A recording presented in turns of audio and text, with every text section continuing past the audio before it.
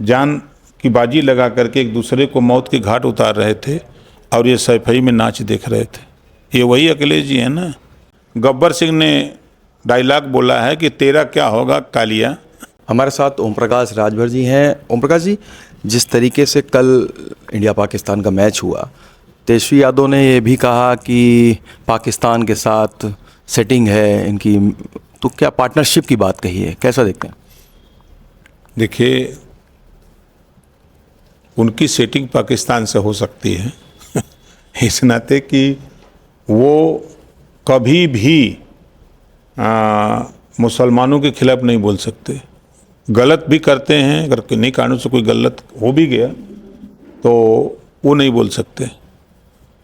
इस नाते उनकी हमदर्दी है पाकिस्तान से, लेकिन इधर हमदर्दी नहीं है। इधर हमदर्दी अगर होती तो पाकिस्तान के अंदर 100 किलोमीटर घुस करके अंदर 9 आतंकवादी ठिकानों पर हमला होता, उनके आतंकवादी ठिकाने ध्वस्त होते।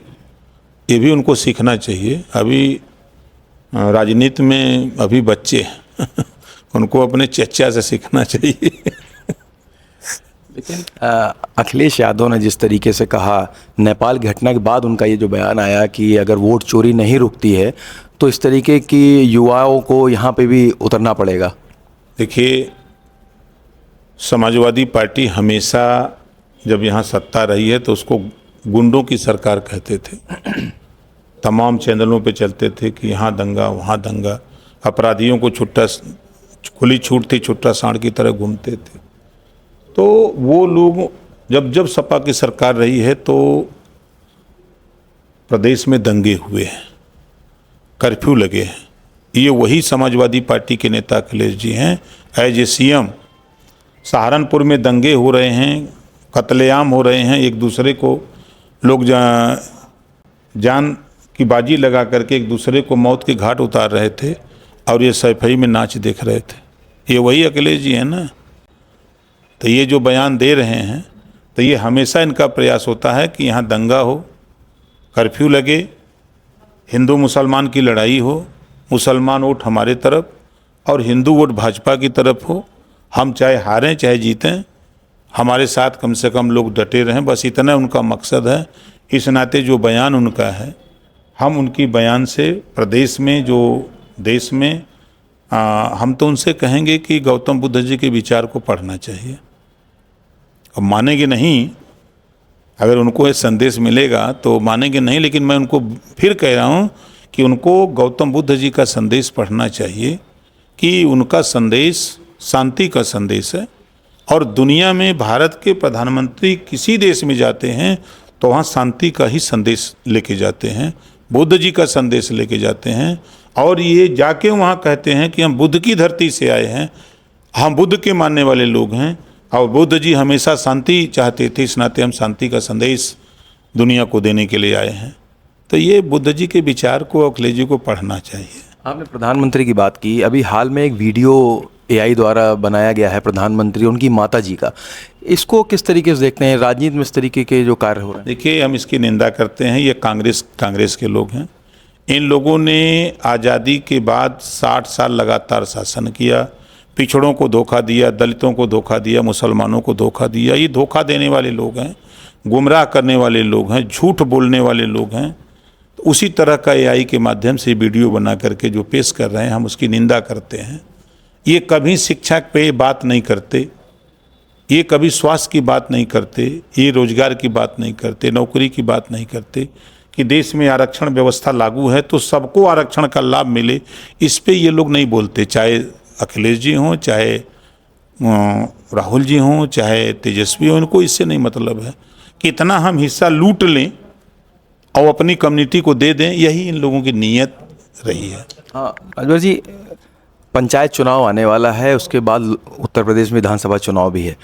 पीडीए की राजनीति कर रहे हैं समाजवादी पार्टी के प्रमुख, आप किस तरीके से अपनी राजनीति को और बेहतर करेंगे या क्या आपकी रणनीति होगी 27 के लिए, क्योंकि पीडीए से लड़ाई लड़नी है आपको? पीडीए का फार्मूला जानते हैं? परिवार डेवलपमेंट अथॉरिटी है। वो परिवार को आगे बढ़ाने के लिए उसका उन लोगों ने एक पाठशाला चलाई अभी कुछ दिन पहले।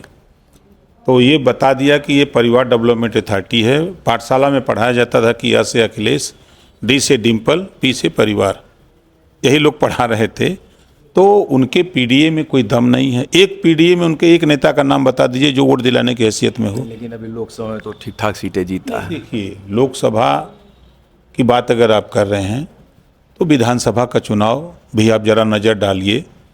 एक लोकसभा में 3 पार्टियों ने चुनाव लड़ा और 3 जातियां लड़ी। उसी विधानसभा में, उसी लोकसभा में 5 विधानसभा होती है और 5 विधानसभा में कम से कम 8 से 10 जातियां लड़ेंगी। तो क्या वो समीकरण बैठेगा? नहीं बैठेगा। बसपा का भी कैंडिडेट आ सकता है उस जाति का, जिस जाति का वोट उनको मिला। सपा का भी आ सकता है, जो मिला हुआ वोट है वो मिलेगा। लेकिन मिले हुए वोट से बसपा वाला भी वोट ले जाएगा, बीजेपी वाला भी वोट ले जाएगा, हो सकता है। और निर्दल भी आ जाए तो वो भी झटक ले कुछ न कुछ 1000-2000। तो ये वो मायना नहीं रखता है। विधानसभा के चुनाव का जो देख रहे हैं ना, अभी से वो जैसे आश्वस्त हैं कि अब तो हम शपथ लेने वाले हैं, अब वो भगवान है मालिक है। तो 27 में कहीं ऐसा तो नहीं कि कुछ सहयोग आपका? नहीं, कहीं कुछ नहीं। देखिए, समाजवादी पार्टी, क्योंकि संजय निषाद थोड़ी नाराजगी अभी जता भी रहे हैं, लगातार आप देख भी रहे हैं। संजय निषाद जी नाराज नहीं हैं। संजय निषाद जी गठबंधन से नाराज नहीं हैं। संजय निषाद जी का कहना है कि कुछ जातियों के नेता हैं जो गठबंधन के साथी हैं, उन जातियों के नेता हैं वो परेशान हैं। इस नाते वो लोग कि हमारी छवि बिगड़ रही है, हमारा क्या, वो जैसे शोले फिल्म में गब्बर सिंह ने डायलॉग बोला है कि तेरा क्या होगा कालिया, ठीक उसी तरह ये जो अलायंस में लोग हैं, उनके जातियों के लोग जो हैं वो बहुत फड़फड़ा रहे हैं और अनर्गल बयानबाजी कर रहे हैं। तो उसको लेकर के संजय जी नाराज हैं कि ये लोग आखिर में बोल क्यों रहे हैं, इनके खिलाफ कार्रवाई क्यों नहीं हो रही है, इनको मना क्यों नहीं किया जा रहा है। इसके लिए वो नाराज हैं और गठबंधन से नाराज नहीं है। शुक्रिया। तो आपने सुना राजभर जी को, जिनका कहना है कि अखिलेश जो सपने देख रहे हैं वो पूरे नहीं होंगे मुख्यमंत्री पद के, और एनडीए पूरी मजबूती के साथ 2027 का चुनाव मिलकर लड़ेगा। जितेश अवस्थी, संवाद लाइव के लिए।